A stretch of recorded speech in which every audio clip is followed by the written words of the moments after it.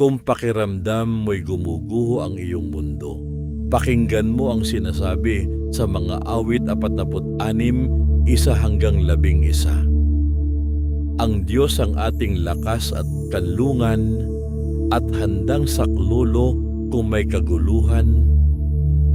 Di dapat matakot, mundo'y mayanig man, kahit na sa dagat ang bundok matangay.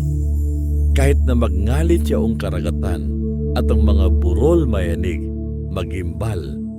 May ilog ng galak sa bayan ng Diyos, sa banal na templo'y ligaya ang dulot, ang tahanang lungsod ay di masisira.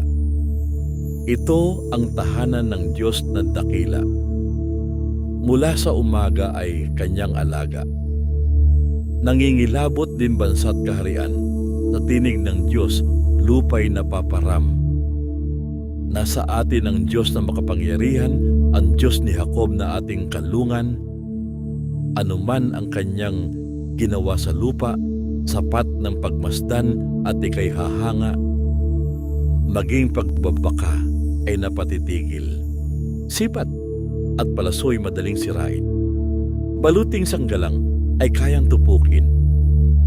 Sinasabi niya, ihinto ang labanan. Ako ang Diyos. Dapat ninyong malaman. Kataas-taasan ng lahat ng bansa. Sa buong sanlibuti, pinakadakila.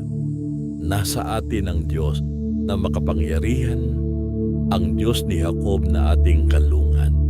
Mga paalala kung pakiramdam mo ay gumuguho na ang iyong mundo mula sa mga awit 46, 1-11.